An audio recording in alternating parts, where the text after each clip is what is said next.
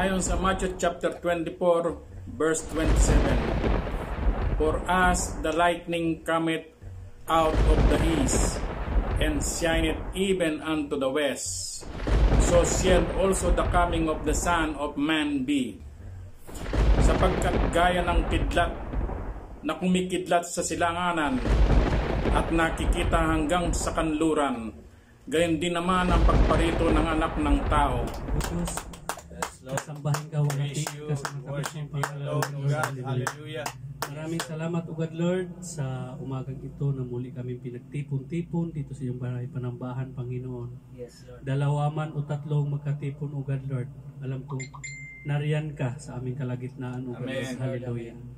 Maraming salamat din, Panginoon, sa mga kapatid, Panginoon, na nanood sa live namin, Panginoon, sa aming gawain, O God Lord. Hallelujah. Pagpalain mo ang kanilang buhay, ang bawat isa sa kanila, O God Lord. Yes, Lord. Dinadalangin ko sa umagang ito, Panginoon, sana nawa, Panginoon, samahan niyo kami, Panginoon, mula umpisa hanggang sa matapos ang aming gawain, O God Lord.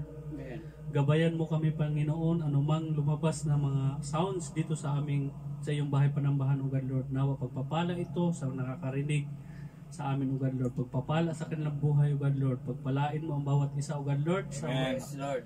Sa araw na ito, O God Lord, sa iyo lang namin, Panginoon, linalapit at pinagkatiwala ang bawat oras namin, Panginoon, sa aming paglilingkod sa umagang ito, O God Lord. Yes, Hallelujah. Lord. Purihin ka, O God Lord. Walang imposible, Panginoon, sa iyo, O God Lord. Hallelujah. Maraming salamat, Panginoon, sa mga kapatid na hindi man nakadalo dito sa iyong bahay panambahan. Alam ko, Lord, ang kanilang puso, O God Lord, nais nilang dumalo, ngunit, Panginoon, may humahad lang. Panginoon, nawa matapos na itong kinakaharap namin, Panginoon, upang sa ganun, Panginoon, muli kami magkasama-sama, magpuri sa iyo, O God Lord. Yes, Amen. Hallelujah. Maraming salamat, O God Lord, sa aking mga kapatid na narito. Pagpalain mo ang bawat isa sa kanilang buhay, O God Lord, maging kanilang pamilya sa bansang Pilipinas, O God Lord. Hallelujah.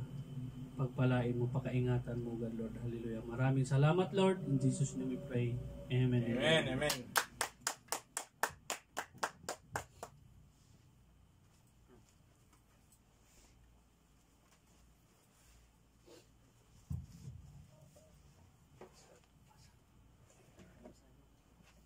Amen. Hallelujah. Sama-sama tayo mga kapatid. Purihin natin ang ating Diyos sa buhay. Amen. Basahin ko na itong verse, Psalms 104. Magsipaso kayo sa kaniyang mga pintuang daan na may pagsasalamat at sa kaniyang kalooban na may pagpupuri. Magpapasalamat kay sa kaniya at purihin niyo ang kaniyang pangalan. Amen. Hallelujah.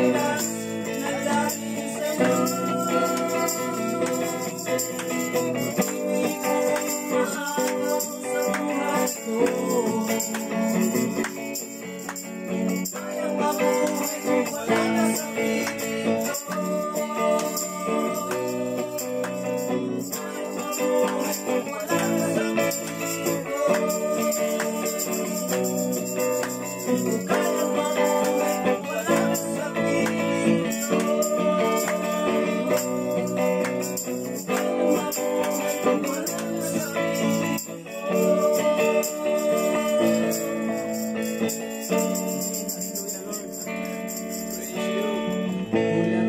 natin Diyos.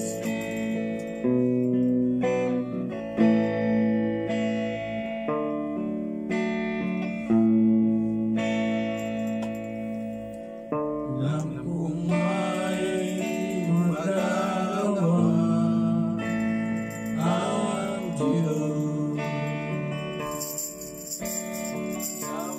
Alam kong may magagawa ang Diyos.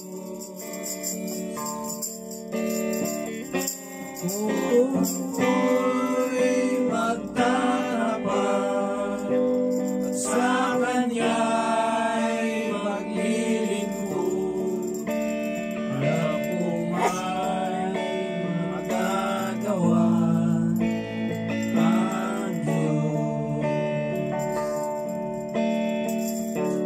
Alam kong iringgin ng Diyos ang samo ko.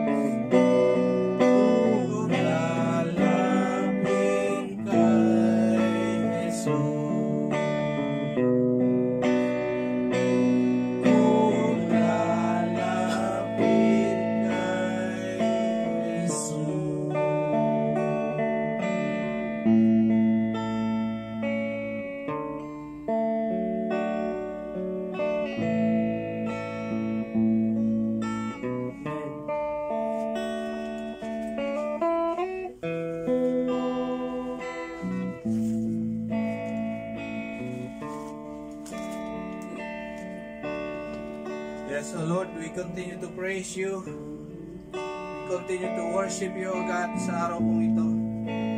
Naway patuloy kang nawalalhati, Ama, sa aming mga inawit, sa aming mga papuring awit at pagsamba na inialay po sa inyo sa araw na ito. Nawa sa dalawang awiting ito, Panginoon, O Diyos, Lord, napangiti ka po namin. Kahit nasa limitadong panahon ang aming paghahanda, Panginoon, O Diyos, nawa kayo pa rin ang nabigyang kapurihan, kaluwalhatian sa buhay namin sa araw pong ito. Salamat po, Ama, at patuloy kami na magpupuri, patuloy kami na magsasamba sa inyo, magpapasalamat sa lahat ng ginagawa nyo sa aming mga buhay. Patuloy namin ipahayag ang inyong kadakilan, ang inyong kapangyarihan, ang inyong kabutihan sa buhay namin. Yes. Kaya Panginoon, sa araw na ito na itinalaga mo sa buhay po namin, kung saan kami ay magbigay, sumamba sa inyo, luwalhatiin ka, papurihan ka, Ama. Jesus. Hayaan niyo, Panginoon, na malugod ka po namin sa araw na ito. Hallelujah. Thank you, Lord. Salamat po sa buhay ng bawat isa sa amin, O Diyos, na idinako mo dito, maging mga kapatid na nakikibahagi sa amin sa online, sa panonood sa amin.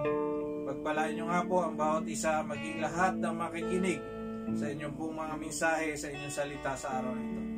Salamat po, Ama. Patuloy kang purihin, luwalhatiin sa buhay ng bawat isa sa amin. In Jesus' name I pray.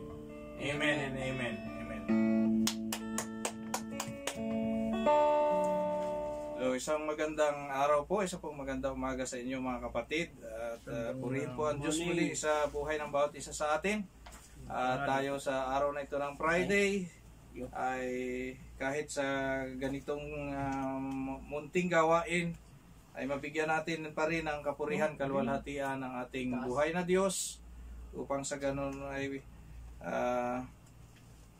tayo ay mapagpala rin sa ating mga buhay. Amen. Kaya mga kapatid, isang magandang umaga, magandang tanghali muli sa bawat isa. Tayo po ay makikinig ng pagsasaluhan po natin ang salita ng Diyos sa umaga pong ito, kung saan po ay mababasa natin sa aklat ng Isaiah chapter 54 verse 2. Sabi po doon, enlarge the place of your tent, stretch your tent curtains wide, do not hold back, lengthen your cords, strengthen your stakes. Sa Tagalog po ay binabanggit po dyan, gumawa ka ng isang malaking tolda, palaparin mo ang kurtina niyon, 54. huwag mong lagyan ng hangganan ang dakong iyon, pahabain mo ang mga tali, ibaon mo ng malalim ang mga pantulos. So isa pong talata sa aklat po ng Isaiah, kung saan isa pong instruction ang binigay po ng ating Diyos sa pamagitan po ng ating propeta Isaiah. Strengthen, enlarge the place of your tent, stretch your tent curtains wide, do not hold back, lengthen your cords, strengthen your stakes. So sa umaga pong ito ay ating pong pagsasaluhan ang salitang ito ng Diyos, kung saan po ay binabahagi sa atin ang isang tagubilin regarding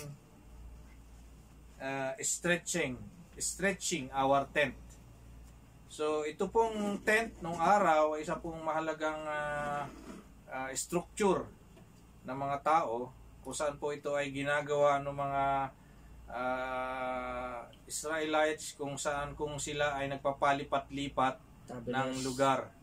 So nadako siya sa ibang lugar, sa isang place, gusto nilang magkampo doon ng ilang araw, ilang panahon. And ito po yung kalimitang struktura nung araw. Wala pa nung mga talagang bahay, yung mga bahay na bato na sa panahon ngayon meron tayo, o yung mga malalaking structure. So a tent consists of yung mga tulos Tapos may mga parang kurtina, may bubong, at may dingding na binubuo rin ng mga parang kurtina. So this issue about enlarging our tent, ito po ay tumutukoy sa pagpapalawak, pagpapalaki, pagdadagdag. So ano pong ibig sabihin nito? It happens sa buhay po ng mga mananampalataya sa isang iglesia kapag tayo ay malimit po ito nagiging tema kapag tayo ay nag-anniversary. Ibig sabihin kapag tayo ay nakakabuo ng 1 taon, kailangan within a year ay nagkakaroon po ng enlargement, ng paglago, ng paglaki, pagdami. So sa kadahilanan po tayo ngayong taong to, hindi po tayo nakakapag-celebrate ng ating anniversary. We don't know. We will see in the near future, in this coming month, kung kailan tayo makapag-anniversary. But hindi natin alam, maaaring next year na. So another year. So it's very timely that this message is about anniversary, yung stretching our tent.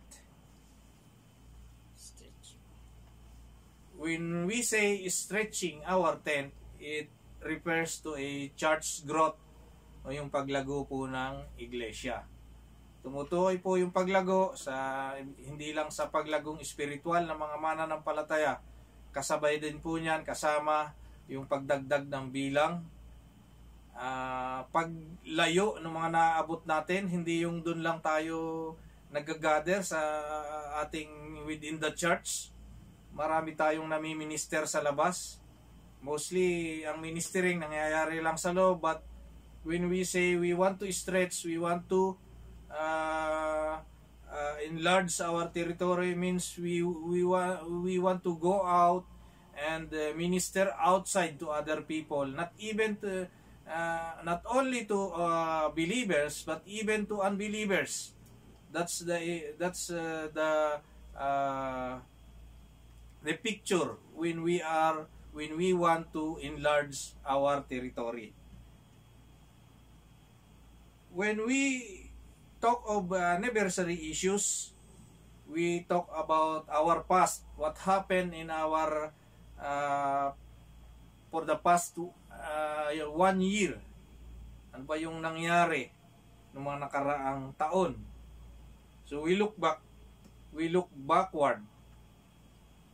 And then we see the present situation. We look around. So it means what's happening now? How is the situation? How is the status of our spiritual life? How is the church? Ano bang kalalagayan ng iglesia? How is the growth, the church growth? And then we look forward. What we want in the next coming year. So when we talk about anniversary issues, there are 3 things. We look backward, we look around, and then we look forward. Past, present, and future. Then in our verse, in our text na binasa po sa araw na ito, the title is Stretch Your Tent. So it's rising up to the challenge of church growth. So stretching our tent, the title po ng message sa araw na ito. And sabi po dyan sa una, enlarge the place of your tent. Gumawa ka ng mas malaking tolda. When we say, when the Lord is commanded, when the Lord commanded us to enlarge our tent, so pag pinalalaki po natin yung tolda, siyempre unang palalaki natin yung base. Of course, yung unang i-base, yung kung saan nandun yung mga tulos. I-extend natin yun, palalalimin, kasi the wider, the more pores, kaya dapat mas malalim yung mga tulos. Otherwise, madaling mabubuwal o matutumba yung mga tulos na yan. So, we extend the base, also the territory. And in total, it's the area. So, when we extend the base, the territory, so we enlarge the area of yung nasasakupan. Yung tinatawag na area of operation. And then, sabi po doon sa sumunod, stretch your tent curtains.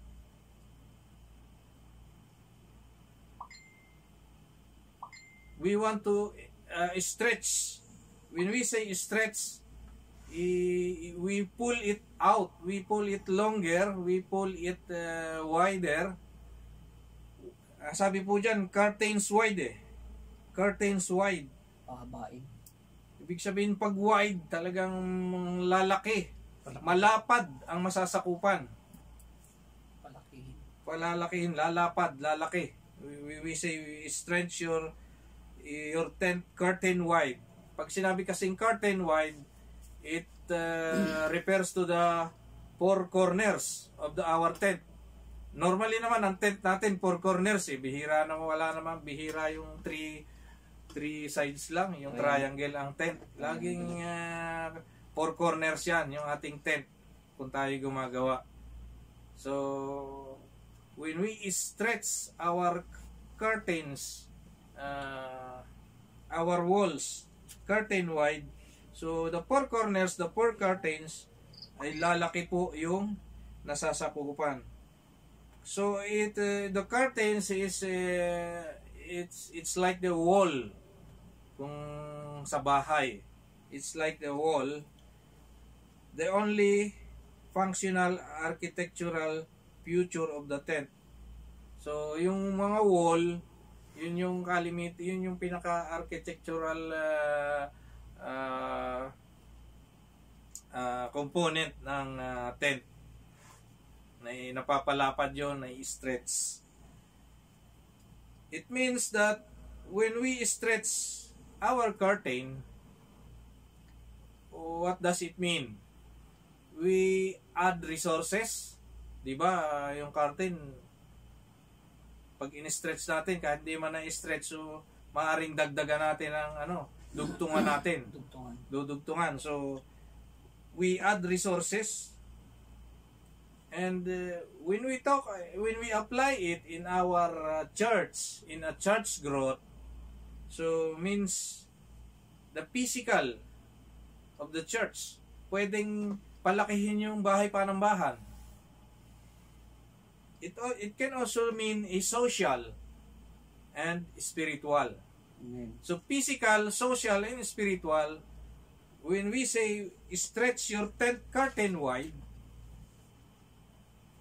pag in-apply po natin sa ating church, sa iglesia po natin, yung tent po dito, by the way, mga kapatid, yung tent na ito na ating pinag-uusapan sa Isaiah, kapag dinala natin in our modern day, we don't have a tent anymore.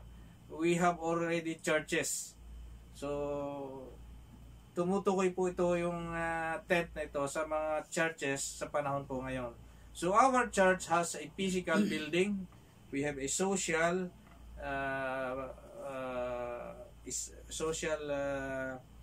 area wherein the people tumutukoy sa mga tao, and then the spiritual life of the people. So the resources, when we say we stretch our church, so in the physical aspect, anong ini-stretch natin? Pinalalaki sa church, o nagbabakbak tayo, nag-i-extend, dinadagdagan natin ng room, or we go to another house where there are bigger rooms. So that is in the physical area of the church. And the social, it means the number of people, the number of attendees coming in the church. So we invite more people. We we invite more friends, more believers. And in the spiritual, which is very important in the church growth, it must be observed the spiritual growth of every members. Hindi lang basta dumadami, nadadagdagan yung numbers, yung bilang, but yung spirituality ng bawat isa. Amen. Hindi nananatiling baby Christian. They grow up as a mature Christian. So stretch your tent curtain wide. And then on the next words ng ating verse, do not hold back. So ano pong ibig sabihin ng do not hold back? Do not spare. Do not go back.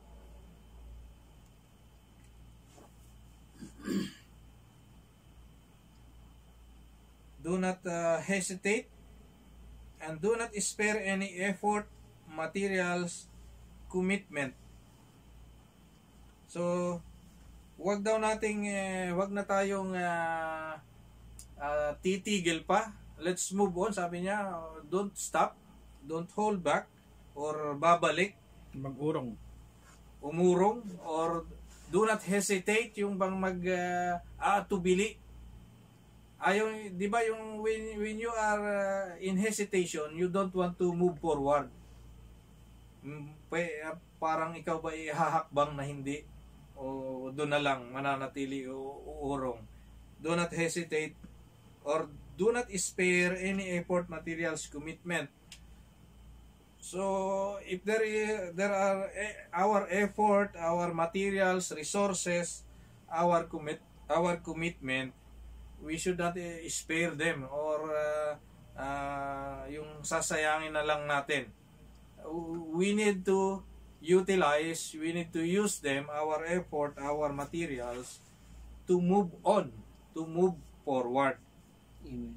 That's the meaning of do not hold back. Means do not just stay. Na hanggang doon na lang tayo, ganito lang balang lagi tayo. Every Friday, we attend, we come to church, we sing praise and worship, we hear the message, then go back home, and then wait for another Friday. Ganun na lang, as becomes a routine cycle every month, every weeks, throughout the whole year. Hanggang next anniversary naman, walang nangyari, ganun na lagi. Then, that means we just hold back. Hindi tayo nag-move forward. So sabi ng salita ng Diyos, do not hold back, do not hesitate, huwag mag-atubili, just move forward. And then, ang sumunod po doon, lengthen your cords. Sa tent, may mga cords talaga yan. Anong function po ng mga cords? Bakit may mga tali sa tent? Yan po yung mga suporta nung curtain.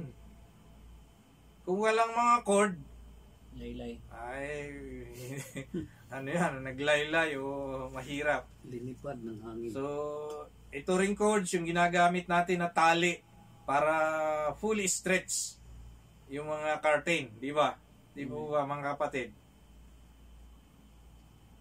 So, lengthening our cords means we extend support, means it is the support between each other. Yung suporta ng bawat isa sa mga ministry. You are involved in the let's say in the transport ministry, you support the music ministry, you extend your support to music ministry, you extend your support to the administration. Hindi yung dito lang ako, hindi ako kasali diyan. Hindi, we extend our support to each ministry. Yung bang and having that kind of support between each other, nagkakaroon po ng strength. Nai-strengthen ang bawat isa, ang bawat ministry. Di po ba pag music lang, walang sumusuportang transport, so paano sila magpa-practice? Paano sila pupunta tuwing time ng practice? Walang mag-transport. So wala, kanya-kanyang practice lang sila. So pangit yung yung kalalabasan ng music. Whereas when there is a support coming from the other ministry to the music ministry, let's say the administration is supporting, binibigyan ng full support sa pagbili ng mga instrument, full support sa pagkain during practice. Di po ba? So, nagkakaroon ng kalakasan ng bawat isa. And then, ano yung sumunod? Strengthen your stakes.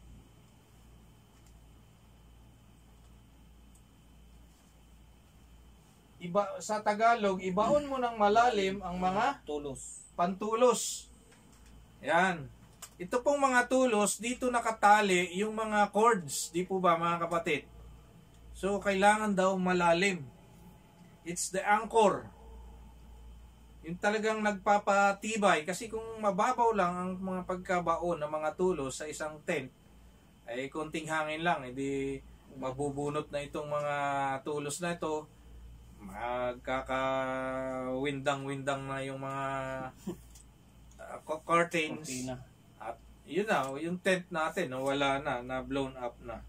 So, it's when we say strengthen your stakes, it's the anchor, the stabilizers, nagiging stable. Kung malalim, matatag yung mga pagkakabaon ng mga tulos, stable ang ating tent. Kahit pa medyo malakas ang hangin, talagang nakaka-hold niya yung force doon sa curtain at nagiging stable yung katatayuan ng tent. So why all this, mga kapatid? Bakit ganito po ang sabi, ang utos ng Diyos? To stretch our tent, to stretch our territory, to stretch our church, to enlarge. Kasi po doon, binabanggit sa Isaiah 54 verse 3, doon po sa susunod na verse. Sa verse 3. Sabi po doon, for you will spread out to the right, to the left, your descendants will dispose nations and settle in the desolate cities. So following verse po, nandun po ay binabanggit na we will spread out to the right, to the left, that means in all directions. When we enlarge our territory, it means we enlarge not only going to the right or to the left, it means in all directions of our operation. And your descendants will dispose nations and settle in their desolate cities. So it will spread. The church will spread. When we move to south of Shikainawan, we move to north of Shikainawan, to east and to the west of Shikainawan, that becomes our area of operation. So you will spread, and upon spreading, upon enlarging territories, mayroong tayo diyang na-occupy. Di po ba? May mga occupy tayo dyan, may mga nakatira, may mga tao dyan. Amen. So, their lives, their old life will be disposed by the new life or the new belief na ating ibabahagi, isi-share sa kanila. So ano po yung mga prerequisites na binabanggit po dyan para po makapag-spread ang isang church, ma-dispose natin yung mga unbelievers. As we enlarge kasi, may nakatira dyan mga unbelievers. Doon sa panahon ni Isaiah, pag ini-enlarge sa mga tent, na-dispose mga enemy nila. Sa panahon natin ngayon, wala tayong enemy, so our spiritual enemy ay siyempre yung mga unbelievers, yung hindi pa mananampalataya. There are prerequisites po na binanggit do sa ating binasa kanina sa 54 verse 2. Sabi po doon, enlarge your tent. Number 1, palakihin yung ating tolda. Yung ating stretch your tent curtains wide. Yung ating pong binasa kanina, inisa-isa yung 5. We don't hold back. We lengthen our cords and strengthens our stakes or your stakes. So we enlarge our tent, and then that's the picture that we are growing as a church. So enlargement, so paglaki, paglago o paghaba, paglaki ng area na nasasapupan, ay ibig sabihin daw po niyan, there is growth in the church. Yun po yung manifestation na nagpapakita na mayroong paglago, mayroong pagmamature ang isang iglesia. So the real prerequisite to growth is enlarging. It means physical. Yung paglaki physically ng church. Yung area of operation, paglaki ng area of operation. Even the services. Dumarami yung services na ating binibigay. Then stretch your tent curtains wide. This talks about our resources. Physical, mental, social, spiritual. So, ito'y tumutukoy sa mga members, human, people, human resources.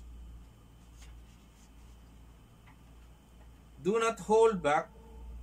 That means we will give more. Yung sa kasing when we talk kasi, when we say we hold back, we don't give our full capacity, our full knowledge, our full wisdom. Kailangan daw yung talento natin, we don't hold back. How much talent do we have? Talagang binibigay na natin.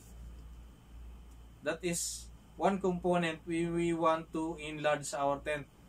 Todo-todo na. Kung gaanong pera tayo, gaanong resources, gaanong meron tayo, talagang bigay na tayo, todo-todo. In that way, walang nag-hold back in every members, lalago po at lalaki po ang ating tent, ang ating church. Amen. And lengthen your cords. It means we stretch.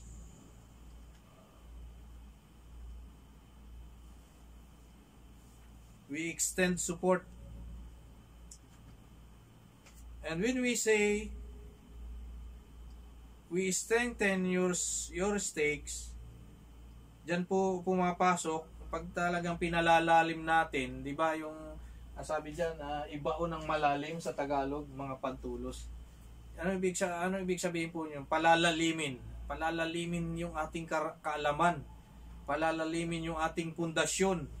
So, papasok po dyan, paano yung mga ginagawa natin para lumalim yung ating mga karunungan, yung ating spiritual knowledge about our God. We train, we educate, kaya nagkakaroon po dyan ng mga training sa evangelism, training sa teaching, sa pagtuturo. We educate, we teach the brethren. That's why there are Bible studies. We conduct Bible studies. May mga series of topics tayo from basic to higher doctrines ng pag-aaral sa Bible. So we educate, we prepare the brethren, and then yung papasok din po dyan yung as we prepare them, we consecrate the brethren, the believers. So, yan po yung pagpapalalim, strengthens our stakes. Secure the ministry and the safety of souls in the ministry. Yan. So, pinapatatag natin, pinapamature natin yung mga mananampalataya, yung mga every members. We train them, we conduct seminars for them to be prepared. At kasama po dyan yung consecrating ng mga mananampalataya. Consecrating, diyan po pumapasok yung to consecrate means we separate them. We separate from their former life to the new life in Christ. Yun po yung consecrate. We separate them.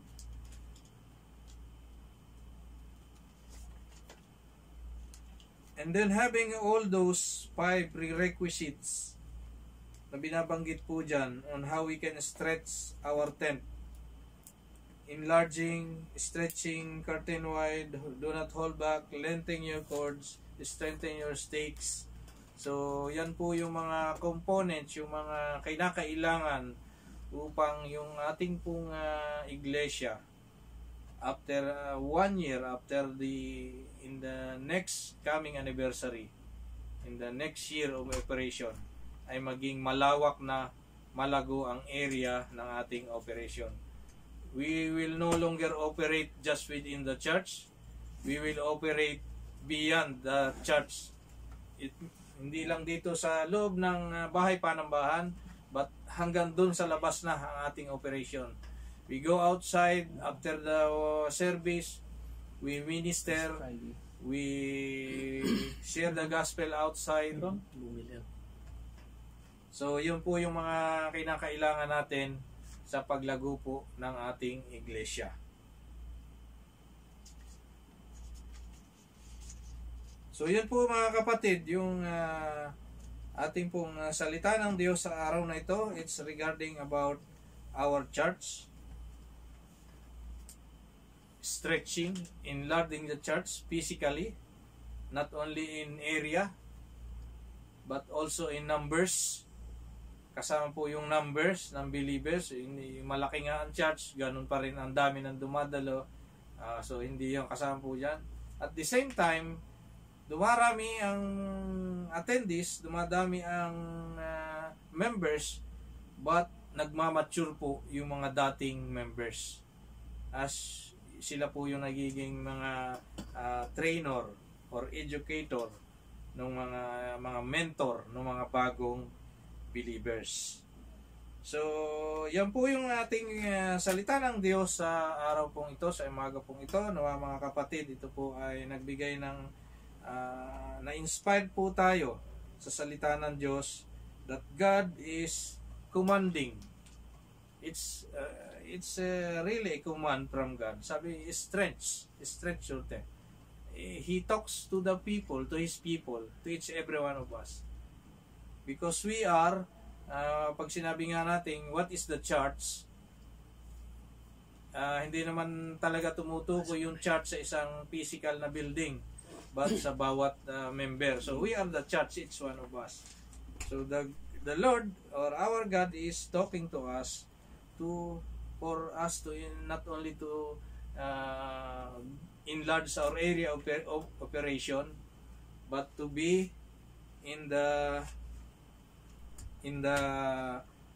deeper knowledge of truth. So when we in our conclusion, in our challenge sa hapon pong ito, when we want to grow as an individual, as a church, we need to prepare for the growth. Kailangan na handa rin tayo sa ating paglagong spiritual, paglago ng number, paglago ng bilang ng ating mga kapatid. Expansion of facilities, human resources, it's not the effect of growth. So yung mga sinasabi nating mga resources natin, of course, when we expand our church, kailangan natin ng more materials, more instrument, more number of chairs, more number of ano ba mga ginagamit dito. Halimbawa, yung sa kainan, more number of plates. Kailangan, dumarami po yan. But it's not the effect of growth. Kasi kahit tayo ikokonti, pwede tayo magpadami nitong mga instrument na to, nitong mga ginagamit natin. Doblehin natin yung mga upuan. It's only a prerequisite. Mga kinakailangang, mahalagang pangangailangan sa ating paglago. So, when we want to grow, we want to prepare. So we prepare our self, we prepare our spiritual life, our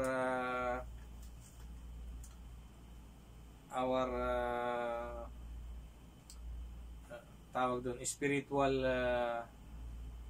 capacity. But ang mga facilities and resources ay kinakailangan din po natin as we prepare for the growth.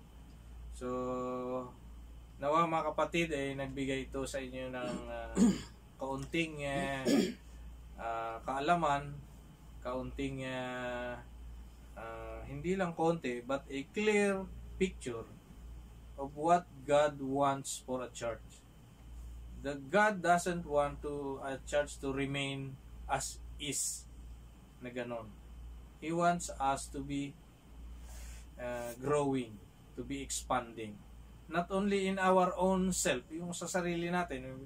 Maaaring sabihin natin, ay, I'm already a mature Christian after 2 years, after 1 year. But it doesn't end up there. Kailangan we go beyond ourselves. As we grow, as we mature as a Christian, yung kasama natin, yung katabi natin, kamag-anak, kaibigan, we become an influence to them. So, yun po lang mga kapatid, ang ating pong mensahe sa araw na ito. Stretching our tent, tandaan po yun. It means we want to stretch, we want to enlarge our church. So, let's pray and give thanks to our God. Hallelujah. Thank you, Father God. Thank you for your word. Thank you for your message. That each everyone you have reminded us to stretch our tent, enlarge our church, enlarge our area of operation. Salamat nga po, Panginoon, sa inyong mga salita. We know, Lord, that in a period of 1 year, you expect your church to be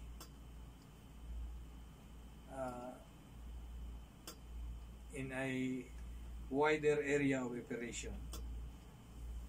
Nais mo na makita ang iglesia nyo na lumalawak ang mga nasasakupan, ang mga hinahayuhan. Hindi lamang sa area kung saan nandun kami, kundi doon sa mga area kung saan malapit sa amin.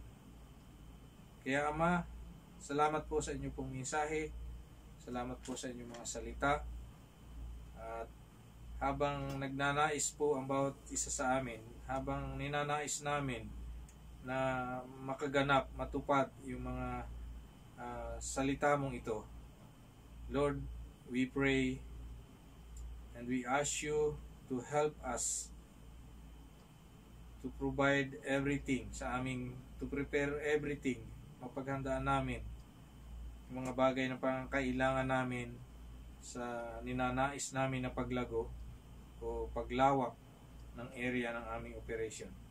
Salamat po sa araw na ito, and as we commemorate our 1 year of operation in your church, in the Church of Shekinah 1, Lord, we pray that the next coming year, Lord, will be more fruitful, will be wider,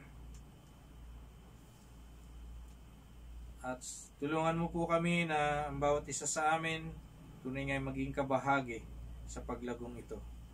Hindi lang in the area of material things, but also in the spiritual area, spiritual side, O God, kung saan ang bawat isa sa amin magagamit mo in training, in educating, in mentoring new believers, new brethren, para po patuloy na lumago yung mga bago po naming mga kapatid. Salamat po, Ama, sa inyo pong mga salita sa umaga pong ito. And as we continue our fellowshipping and gatherings today, Lord, continue to be with us, O Lord. Hallelujah.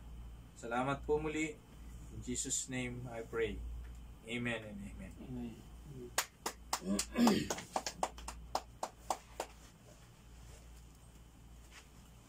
Amen po rin ang Panginoon. Salamat po sa Diyos sa buhay ng ating pastor na si Kuya Floro, at ginamit po niya upang maging daluyan ng pagpapala. Napakabilis po ng panahon, at ngayon po ay anlahanin po natin ang ginawang kabutihan ng Panginoon sa krus ng Kalbaryo. At tayo po ay magsasalo-salo sa banal na hapunan. Ayon po sa 1 Corinthians chapter 11 verse 27 to 30, akin pong babasahin. Kaya't ang sino mang kumakain ng tinapay at umiinom sa kopa ng Panginoon sa paraang di nararapat ay nagkakasala sa katawan at dugo ng Panginoon. Sa 28 po, kaya't dapat siya sa atin ng tao ang kanyang sarili bago siya kumain ng tinapay at uminom sa kopa.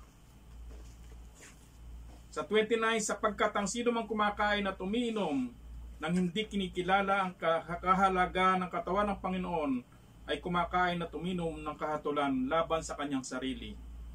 Sa 30, iyan ang dahilan kung bakit mahihina at sakiti ng marami sa inyo at may ilan nang namatay na. Bago po tayo mag-partake ng banal na hapunan, tayo po ay manalangin at magpalinis sa Panginoon.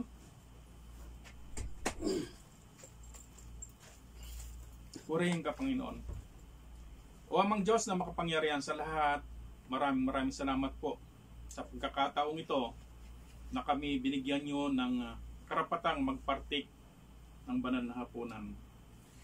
Inaamin po namin, O Diyos, na kami mga makasalanan, gumagawa ng mga kasalanan na minsan na hindi namin alam na ito'y nagawa po namin. At ang iba po, Panginoon, ay aming sinadya.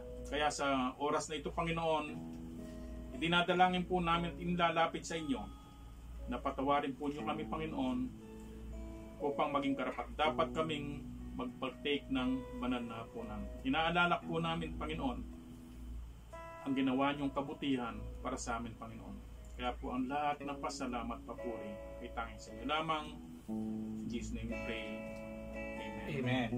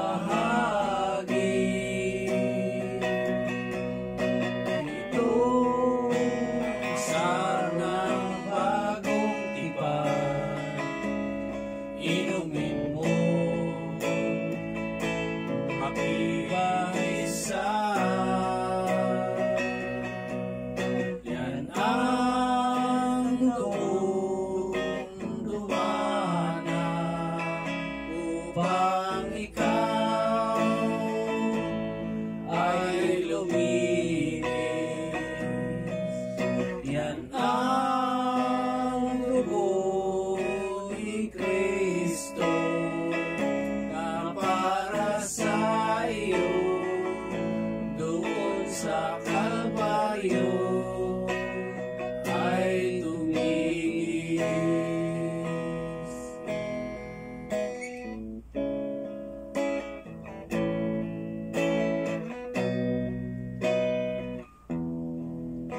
Sapagkat ito ang turo na tinanggap ko mula sa Panginoon, at ibinigay ko naman sa inyo noong gabing siya'y pagkanulo, ang Panginoong Jesus ay dumampot ng tinapay, ating itaas ang mga tinapay.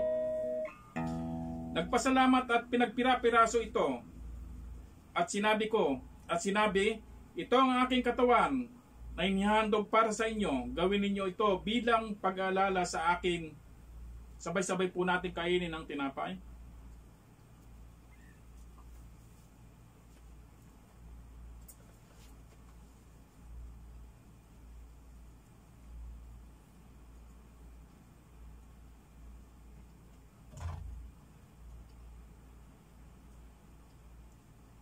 Matapos maghapunan, dumampot din siya ng kopa. Itaas po natin ang katas ng ubas na simbolo ng dugo ng tumigis sa krus ng Kalbaryo. At sinabi, ang kopang ito ang bagong tipan na pinagtitibay ng aking dugo. Tuwing iinumin niyo ito, gawin ninyo bilang sa pag-aalala sa akin. Sabay-sabay po natin inumin.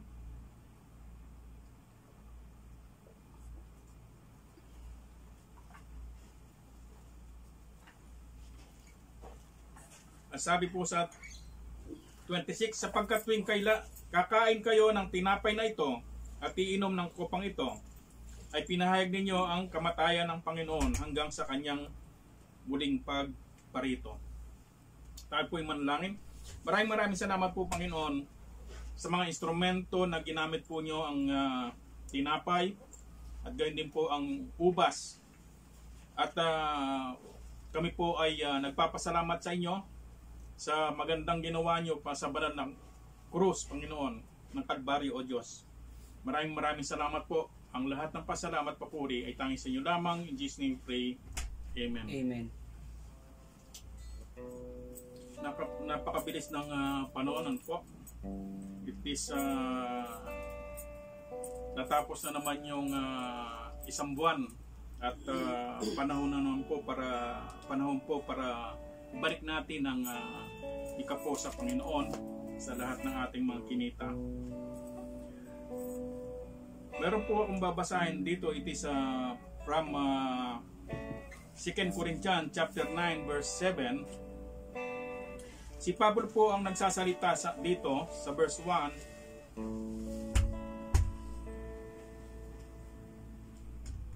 Ang sabi po ni Pablo, sumulat si Pablo sa mga taga Akaya na ipinagmamalaki niya sa mga taga Macedonia ang pagtulong sa mga kapatid sa Judea. At ito ang dahilan kung bakit nahikayat o na-inspire ang mga taga Macedonia at lalo silang sumigla sa pagtulong. Ito pong mga taga Akaya ay pagdating sa pagbibigay, ano po sila, galante po o magaan yung loob na pagbibigay nila, kusang loob po. Hindi po sila nagatubili na magbigay na tumulong sa mga kapatid. Kaya po sinabi po dun sa verse 1, hindi na kailangan sumulat pa ako sa inyo tungkol sa pagtulong sa mga kapatid sa iglesia sa Judea. Sa 2, alam kong handa na kayong tumulong kaya pinagmamalaki ko kayo sa mga taga Macedonia. Ang sabi ko ay handa na kayong mga taga Akaya noon pang nakaraang taon at dahil dito ay lalo silang sumigla sa pagtulong. Kapag kusa po tayong nagbibigay na galing po sa ating puso, yung iba pong mga kapatid na tinutulungan po natin ay nahikayat ding magbigay kapag meron na po silang ibibigay. So ang nais po ng Panginoon ay magbigay po tayo ng kusang loob na nanggagaling sa ating mga puso na hindi tayo napipilitan. Sa 6 po, sabi niya, tandaan ninyo, ito ito, ang nagtatanim ng kakaunti ay aani ng kakaunti, at ang nagtatanim naman ng marami ay aani. At 7, ang bawat isa'y dapat magbigay ayon sa sariling pasya, maluwag sa loob at hindi napipilitan lamang, sapagkat iniibig ng Diyos ang kusang pagbibigay ng may kagalakan. Ito po yung pagtulong sa mga kapatid, hindi po ito yung ikapo. Ang ikapo ay matatagpuan po natin sa Malakay chapter 3 verse 10. Ito po ang utos ng Panginoon: dalhin ninyo ang buong buo ng inyong mga ikapong pabahagi sa tahanan ng Diyos. Ang command po niya, ito po yung command niya, at ang purpose po niya dito ay upang matugunan ang pangailangan ng iglesia o ng aking tahanan, sabi po niya. At sinya-challenge po ng bawat isa na dapat subukin ninyo ako sa bagay na ito. Subukin po natin ng Panginoon. At ang promise po niya, ang sabi niya, kung hindi ko bubuksan ang mga bintana ng langit, at ibubuhos sa inyo ang masaganang pagpapala. Kung magiging isa po tayo sa nagbibigay at nagbibigay ng ikapo, tayo po'y nakakatulong sa iglesia na ito'y lumago. Ito po'y ginagamit sa paglago ng iglesia sa mga gawain po. Amen. Hindi naman po pwedeng gumalaw ang iglesia nang naglalakad lang po, nahahayo sila. So ito pong nalilikom na ito ay binibigay po sa mga manggagawa kung saan sila humahayo. Yun po ang dahilan. At kung susubukin po natin ng Panginoon, ang kanyang promise ay tayo po'y pagpapalain. Amen. Maraming tayo po'y manalangin. Ipanalangin po natin. Maraming salamat po, Panginoon, sa kabutihan po nyo, at kami po, Panginoon, ay patuloy mong binibigyan ng mga biyaya. At salamat po, Panginoon, at binigyan po nyo kami ng mga puso na makapagbigay, O Diyos, ng kusang loob na taos-puso, Panginoon. Maging sa aming mga sahod, Panginoon, yung ikapo ay patuloy po namin binabalik sa inyo, Panginoon. Maraming salamat po, Panginoon, O Diyos, at patuloy mo pagpalain ang bawat kumpanya kung saan kami nagtatrabaho, maging ang Saudi Arabia, Panginoon. Ngayon din po ang aming mga kapatid ay dinadalangin ko po na patuloy mo silang pagpalain. Pagpalain din po niyo, Panginoon, ang umahawak ng kabang ito, nawa ay patuloy mo siyang ingatan at i-manage po niya, Panginoon, ang maayos ito ayon sa inyong kalooban. Kaya po, Panginoon, na lahat ng pasalamat, papuri ay tanging sa inyo lamang. In Jesus' name pray. Amen. Amen. Amen. So, tayo po ay muli ay nakatapos ng ating pong gawain. Salamat po sa Diyos. Tayo po ay muli naging matagumpay, at kahit sa maiksing oras ng ating preparation, tayo po ay nakapagpuri, nakapagsamba sa ating Diyos na buhay. At dito po natatapos ang ating gawain. At next week po ay hindi pa rin tayo magkakaroon ng mga pagbabago. So hanggang June 20 ang inaasahan natin. So same setup pa rin po tayo sa ating pong gawain. Kung may mga kapatid na makadalo pa every Friday, so madagdagan po tayo. At yung po mga kapatid na nanonood sa kanila pong mga tirahan, yun nga po palang mga offering nyo, yun yung mga tithes. You can, yung pong nasa area doon po sa Alcobar, sa Almana, pakibigay na lang po kay Ate Apple. Yun yung mga sobre, yun yung mga tithes, at yung pong, even yung kung may mga offering po kayo na nais nyong ibigay sa ating Diyos, ipabot na rin lang po ninyo, mga kapatid, doon sa kay Ate Apple. Or pwede rin po diretso na dito kay Ate Merlin. So till next week, the same setup po tayo, same service, and we expect more ng mga kapatid yung mag-join us here in church upang purihin natin at patuloy na sambahin ang ating Diyos. So, salamat po at dito po nagtatapos ang ating pong gawain.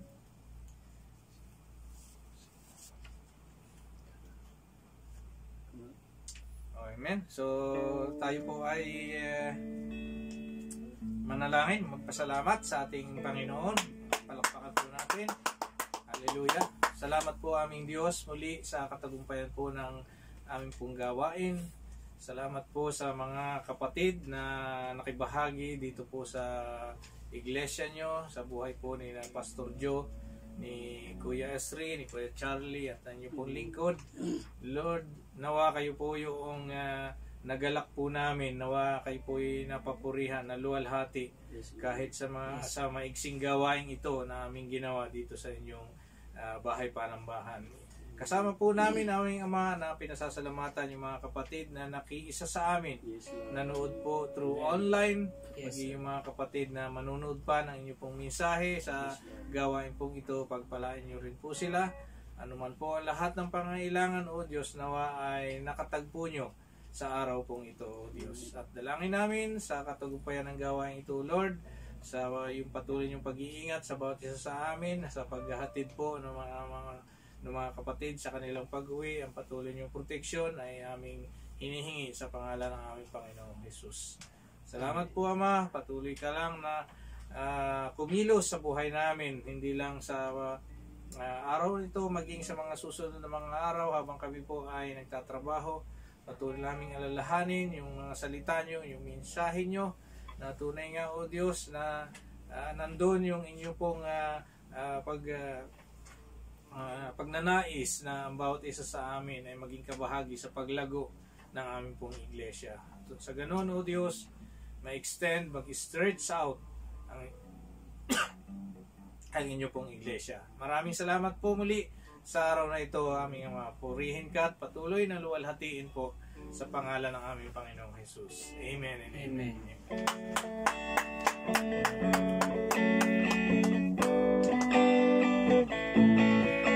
Taas po natin ang ating mga kamay. Hallelujah. Ang walang hanggang biyaya at habag ng ating Diyos Ama, ang pag-ibig ng ating Panginoong Jesus, ang patuloy na pakikisama at gabay ng banal na Espiritu, nawa ay sumating lahat sa pangalan ng Ama, ng Anak at ng Diyos Espiritu Santo. Amen and amen.